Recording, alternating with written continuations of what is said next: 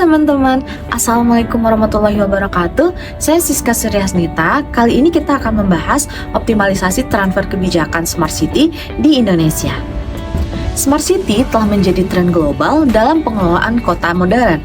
Di Indonesia, gagasan ini diterapkan di berbagai daerah dengan tujuan meningkatkan kualitas layanan publik, efisiensi administrasi, dan kesejahteraan masyarakat.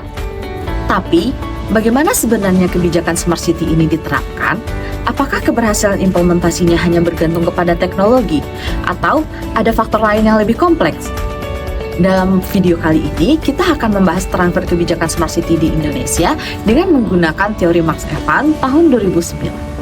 Menurut Evans, dalam tulisannya yang berjudul Policy Transfer in Critical Perspective tahun 2009, transfer kebijakan merupakan teori pengembangan kebijakan yang mencoba memahami rangkaian proses di mana pemahaman mengenai suatu lembaga, kebijakan, atau sistem yang ada di dalam suatu lingkup pemerintahan digunakan dalam mengembangkan lembaga, kebijakan, atau sistem di dalam lingkup pemerintahan lain yang ada di negara lainnya. Mark Evans menekankan 5 elemen kunci yang mempengaruhi transfer kebijakan. Yang pertama, agen transfer, yaitu pihak yang terlibat dalam proses transfer kebijakan. Yang kedua, bentuk transfer, yaitu ide, kebijakan, praktek, atau teknologi yang diadopsi. Yang ketiga, proses pembelajaran, yaitu bagaimana kebijakan disesuaikan dengan kebutuhan lokal. Yang keempat, hambatan, tantangan dalam proses transfer seperti keterbatasan sumber daya atau resistensi perubahan. Yang kelima, hasil, yaitu dampak atau manfaat kebijakan tersebut. Dengan memahami elemen-elemen ini, kita bisa menganalisis bagaimana kebijakan Smart City di Indonesia dapat dioptimalkan agar relevan dan efektif.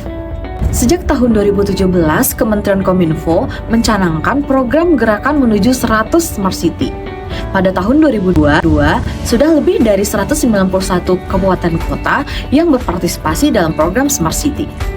Program ini mencangkup penerapan teknologi informasi untuk meningkatkan efisiensi layanan publik, ekonomi, transportasi, dan lingkungan. Contoh kebijakan yang diterapkan di Indonesia yang pertama, Jakarta Smart City, yaitu implementasi JAKI atau Jakarta Kini, aplikasi layanan publik terpadu, dan Jaklingko, integritas pembayaran moda transportasi. Yang kedua, Bandung Smart City, fokus pada keterbukaan pemerintahan melalui e-government dan layanan publik berbasis teknologi. Yang ketiga, Medan Smart City, yaitu website Smart City terkait layanan publik, aplikasi lapor real time, dan Medan Command Center. Yang keempat, Makassar Smart City, penekanan pada revolusi SDM, rekonstruksi sektor kesehatan dan ekonomi, dan restorasi ruangan publik inklusif. Selanjutnya, analisis menggunakan teori transfer kebijakan menurut Evans tahun 2009 dianalisis dalam kebijakan Smart City di Indonesia. Yang pertama, agen transfer kebijakan. Agen transfer kebijakan Smart City di Indonesia meliputi berbagai pihak. Yang pertama, pemerintahan pusat, yaitu Kementerian Kominfo dan Kementerian PUPR berperan sebagai fasilitator kebijakan. Yang kedua, pemerintahan daerah, yaitu kepala daerah dan pemerintahan daerah yang memiliki visi kuat dalam mewujudkan kota cerdas. Yang ketiga, sektor swasta, yaitu perusahaan teknologi seperti Telkom, Google, Microsoft, Grab, Gojek mendukung infrastruktur dan layanan inovatif.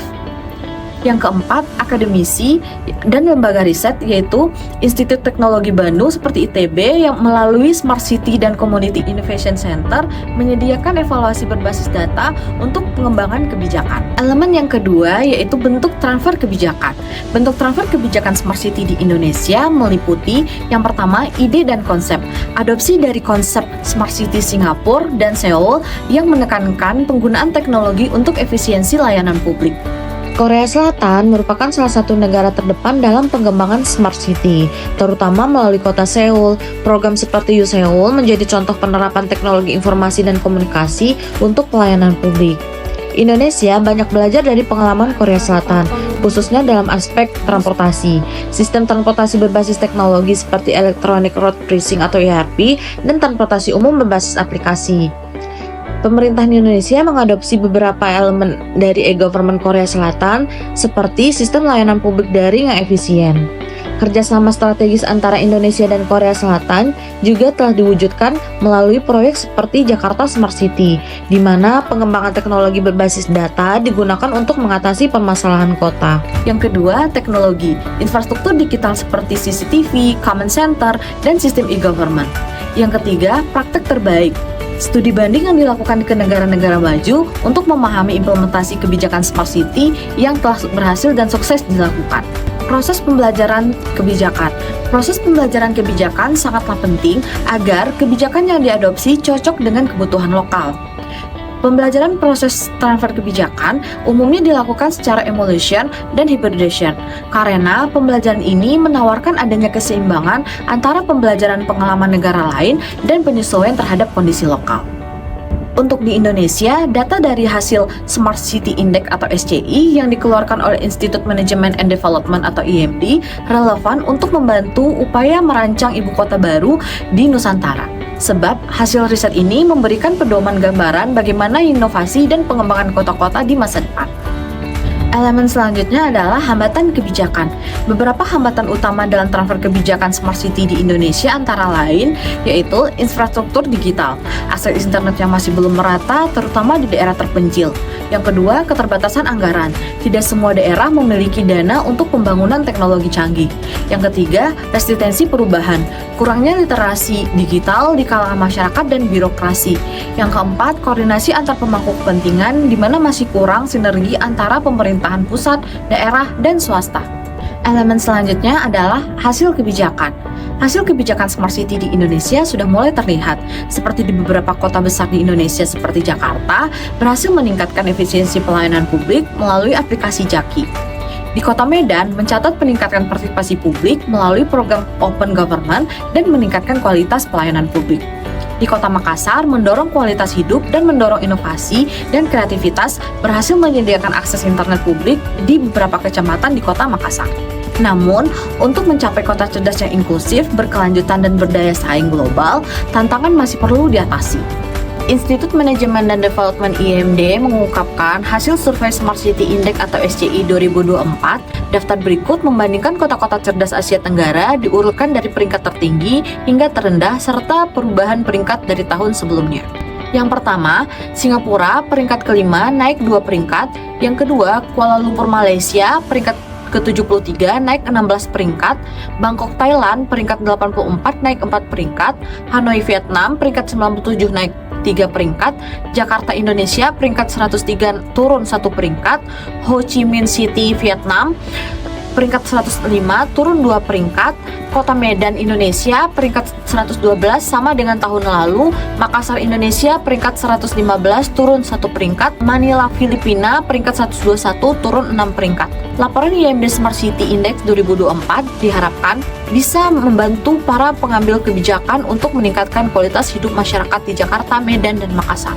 Adapun rekomendasi untuk optimalisasi transfer kebijakan Smart City di Indonesia. Yang pertama, penguatan infrastruktur digital, pemerataan akses internet hingga ke daerah terpencil. Yang kedua, pelatihan literasi digital, meningkatkan kapasitas SDM untuk adaptasi teknologi. Yang ketiga, kolaborasi yang lebih erat, meningkatkan sinergi antara pemerintah, akademisi, dan pihak swasta. Yang keempat, roadmap yang jelas, setiap daerah perlu memiliki peta jalan implementasi Smart City yang terukur dan realistis. Transfer kebijakan Smart City di Indonesia memiliki potensi besar untuk meningkatkan kualitas hidup masyarakat. Namun, keberhasilannya bergantung pada adaptasi lokal, kolaborasi pemangku kepentingan, dan penyelesaian hambatan yang ada. Bagaimana menurut pendapat kalian? Apakah Smart City dapat menjadi solusi urbanisasi di Indonesia? Berikan pendapat kalian di kolom komentar ya. Sampai jumpa!